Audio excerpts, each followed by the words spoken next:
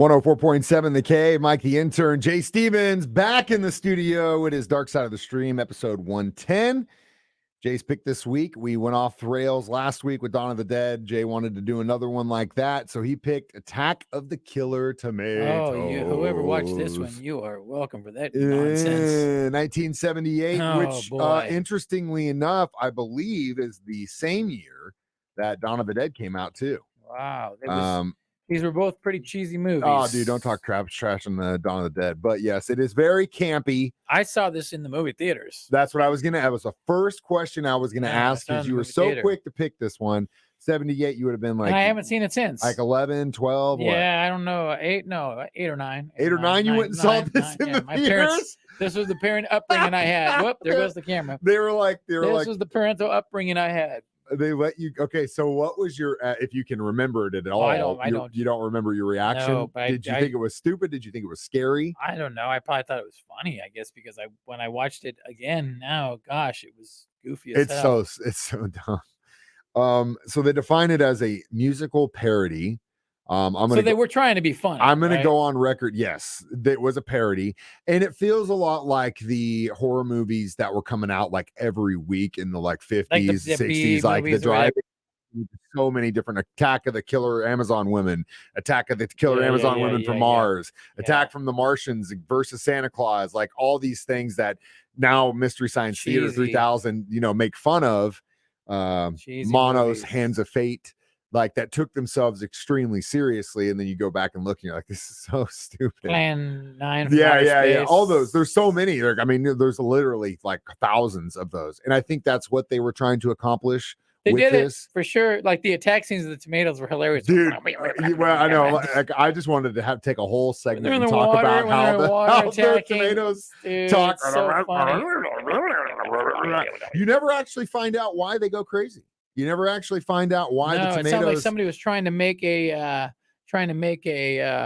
super vegetable, right? Yeah, something like that. And then, but the opening series, the scene where they're like, Alfred Hitchcock put out the birds and people laughed. Yes. And then in 1975, a whole town gets attacked by birds. No one's laughing now. And it's like, dude, it's so stupid. But really, straight out of the gate when that woman's in the kitchen in the first scene, and the tomatoes like, and just all the little one-liner stuff. Dude, and so dumb. And there's some politically incorrectness going on in this one, right? That was the days. Oh, yeah. There is some definite PC incorrectness going on. Which we can talk about next. Dark Side of the Stream continues in 4 minutes on 104.7 The Cave.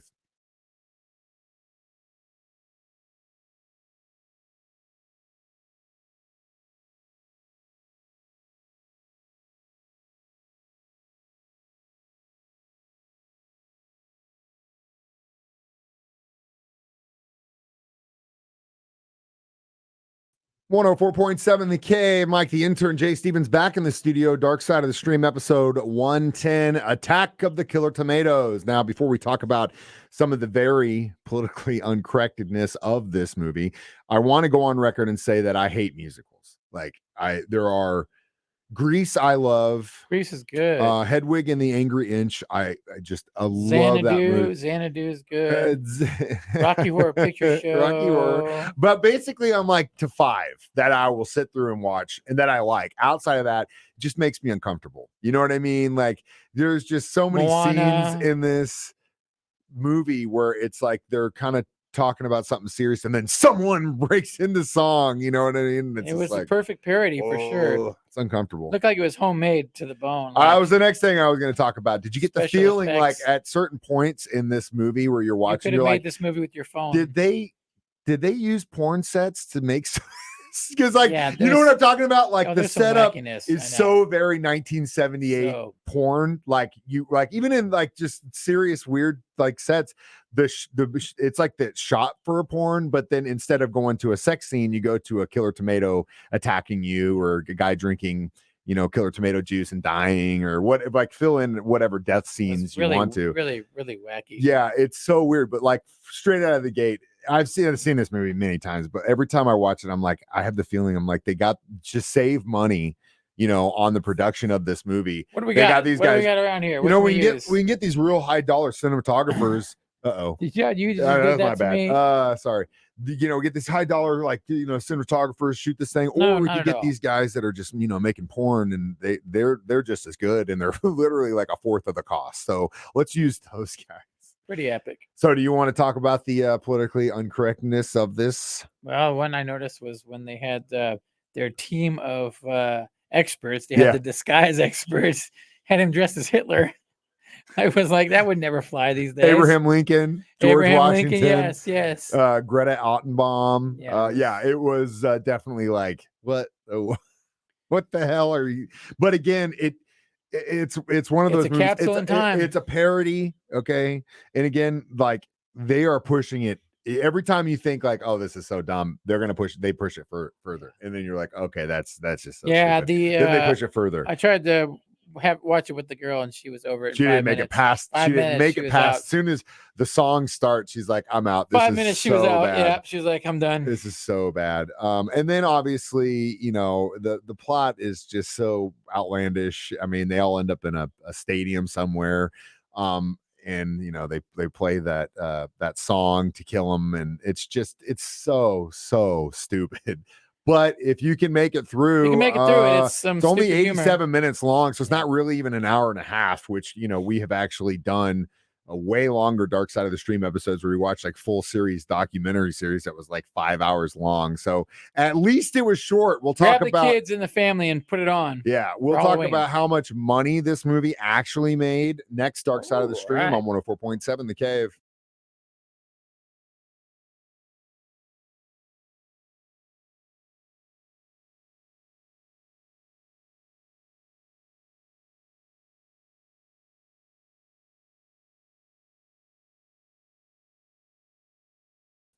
Mike the Intern, Jay Stevens back in the studio one more time. No, we got two more times. Dark Side of the Stream episode 110. And this week was Jay's pick, Attack of the Killer Tomatoes. If you watched it at home, we're sorry, but we appreciate you for How much going did it along. cost to make this movie? So before we get into that, I want to talk about that when I'm watching I really did a good job this time, like paying attention, like to the aesthetics and like stuff that, as opposed to in the past, right? It was on TV and I was like, oh, this movie's so garbage or whatever. 3 guys wrote this movie. Okay. 3 dudes. All right. It took 3 guys to come up with this movie. Like, I mean, well, I don't know. Cocaine's a hell of a drug. Yeah. That's all I'm going to say about that. Now, to answer your question, they estimate, they're not really even sure how much money they spent, but they estimate that they made this movie on $100,000, which really is I mean, that sounds like a lot of money to you and I, because we're poor DJs.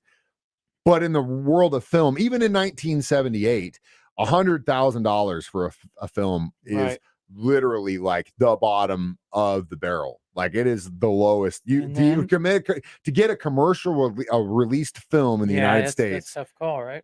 That just blows me away. And it's $100,000. They made off of that $100,000 investment $567,000. So they 5 times return on that. So that would lead to Return of the Killer Tomatoes. Right. I can't Killer believe Tomatoes it. Strike Back. Spin-offs of this. Killer Tomatoes Eat France. 4 Killer Tomato movies. They took all that money, put it back into more films. Guaranteed they didn't make that money back. No, not on those. Crazy thing is, Return of the Killer Tomatoes in 1988, which was like 10 years after this one, was one of the first films that George Clooney starred in. Isn't that interesting? Him and his eyebrows in that movie. So yeah, I mean, that is a huge return on your investment, especially since, you watch it and you're like, why would anyone? I mean, Variety said it isn't even worthy of sarcasm. Like, it's just so sheer stupidity. stupid. That's all. But you know what? They call it one of history's most misunderstood films. Oh, okay. And so I guess if we don't get the joke, or we're not getting whatever they're trying to do. Yeah, I thought I did too. Got the joke. And we're just gonna move on. We'll give it our reviews next. And what we're watching next week, Dark Side of the Stream returns in a few minutes. On 104.7 The Cave.